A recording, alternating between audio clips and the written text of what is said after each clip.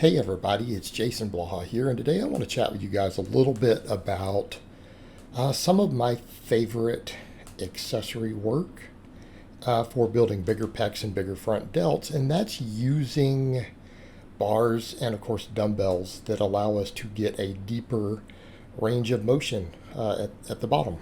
Okay? And the reason this is effective, and if you look at the different stuff I'm doing, it'll be me, a couple of my clients doing stuff like dumbbells, which for obvious reasons. In fact, dumbbells have certain advantages because we can pronate our hands and turn them in, making them easy on the shoulders while still getting a deeper stretch. And we get a deeper range of motion than we can on a traditional bench press where the bar is touching our chest, right? And we are limited there. And usually when people say negative things about the bench and chest development, that is almost exclusively what they're talking about. And to be fair, the bench press does build very, very big pecs, and it can build very big pecs. But there can be advantages on certain movements and being able to get a deeper range of motion that the joint allows and maybe a movement allows at certain points, not automatically in every movement, but in certain points in a movement. Now, we can see some of that also with things like the cambered bars. I mean, all of these are called cambered bars, and they've studied them, and it's kind of funny. This is a McDonald bar, but it's really also called a cambered bench bar, and you guys see me using it. You also see my client Mike using one, and what this allows us to do versus, say, the Buffalo bar, we have a couple different options here. With this one, you can almost guaranteed not be able to touch your chest, right? Very, very, very few people have the range of motion and mobility, in my experience, to actually touch their chest with one of these bars. And they're common again. You know, for a long time, I told you guys years ago I wanted to get one of these, and they were hard to find, and I found one from Adler Fitness, paid a couple $100s for it, and now they're popping up again everywhere. Titan makes one for something like $190, and they rate it to at least 600 pounds. Now, of course, people say, is that enough? Well, if there's any movement that you're using one of these for, if you're exceeding 600 pounds, you've already won. You know, because realistically, you're really going to bench this for more than 600. Same thing with the deep deficits. You know, these get used for deep deficit deadlifts, where you would go deeper to where the bar would normally be going through your foot. You can stand on blocks and stuff to get high enough to do that. But it's also like, well, how many people are doing a 6-inch deficit deadlift, conventional deadlift with over 600 pounds? I mean, if you are, you're already ultra elite world class, deadlift. Probably not that big of a deal. You know, you may not want to max out on this bar in that case, if you're a 900-pound puller. So the point we come over to is that one of the things that we have with this bar, we don't have to deal with the stabilization of dumbbells. Okay, we do not have to deal with the bicep stabilization and biceps potentially limiting you as a stabilizer. Here's people say, oh, the stabilizers get worked on these movements. Well, not necessarily. They do, but not enough to always grow. In this case, it's the biceps. The biceps are what get worked more as a stabilizer with dumbbells. Okay, it's been researched. Stabilizers aren't magical muscles we don't know the names of. In this case, it's a muscle known as the bicep, is the stabilizer that gets worked harder. Well, with this, we remove the need for that stabilizer. Now, we lose the ability to pronate the wrist, but what we get to keep is the ability to get a stretch reflex, because most of us can't touch our chest no matter what we do with that bar. We're going to be able to get a stretch reflex at the bottom, and it's going to be a deeper range of motion than we can do with a normal barbell. Now, when we go to that Buffalo bar, most of us can touch, and depending on how wide we grip it, it might add 1, 2, 3 inches potentially to our range of motion as a deeper stretch at the bottom.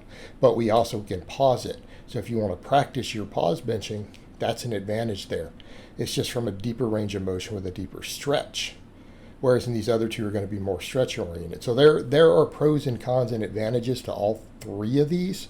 But one thing that all three of them do, they allow us a deeper range of motion. Even if it's just a couple of inches or an inch, they allow us to get a hair deeper than we can normally get with a traditional barbell.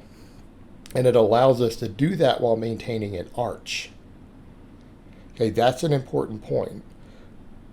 for those who don't understand why, arching is safer on your shoulders. So if you can arch on any of your chest pressing, it's going to be safer on your shoulders. And in this case, people will argue, well, there's less chest activation when we arch. Well, the studies don't find that to be the case. But even if you wanted to make that argument, that goes away because you aren't losing range of motion when we're using any of these tools. We're able to get much, much deeper. And it allows us to get a deeper stretch on the pectorals. Now, interestingly enough, and again, I always tell people EMGs are not the be-all, end-all.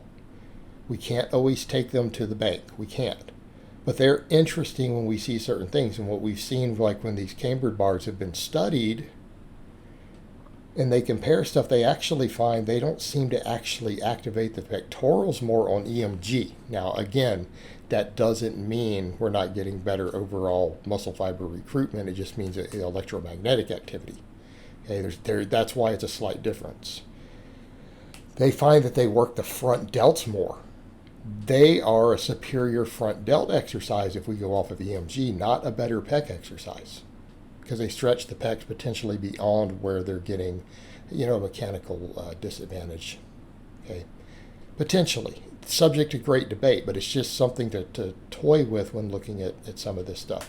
That if anything, maybe this just allows us to do less front delt work.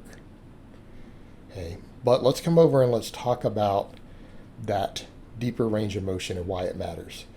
All right, range of motion, what we find in studies when we extend or skip ranges of motion, what we find is that the contracted position, when it's looked at in hypertrophy studies, usually isn't that important.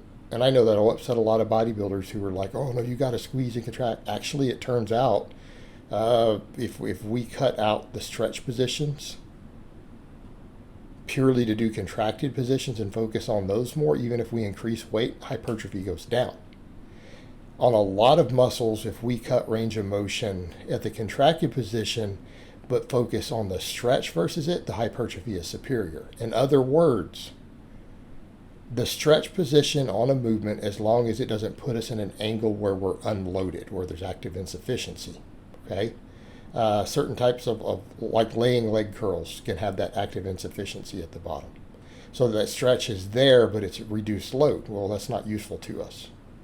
With all of these, it is increased. So when we are in the stretch position, it potentially allows for more hypertrophy of those muscles. And when I say potentially, that doesn't mean it will. It means that it might. And in some studies, you do see slightly superior hypertrophy by focusing on those areas. Okay, and keeping in mind, it's a very, very small difference. On some of these, if you look at my range of motion there, I'm getting a couple inches deeper by being able to use that bar. But look at my full range of motion. It's well over 20 inches. I'm only adding maybe 10% or less to my range of motion. Somewhere in that range, I don't know, 6%, 10%, somewhere in that range. That's all I'm adding in that stretch position. That may not be enough to see a significant hypertrophy difference, but it might be. And that's what we're looking at. We also look at if we get stronger in the ability to hit those stretch positions with our workloads. I'm going to argue there may be a reduced injury prevention. Okay, in other words, we're getting the same mechanical tensions on the muscle with lighter loads. We're going to have potentially less, in some cases, less overuse, or especially if we rotate these in. But that ability to handle load into a slightly deeper stretch position than we will do with the max lifts will also potentially give us a degree of injury prevention on a max bench as far as pectoral tearing, at least hypothetically. All right, guys, but that's really all I have to say on that today. I hope it's been informative, and I'll talk to you guys next time.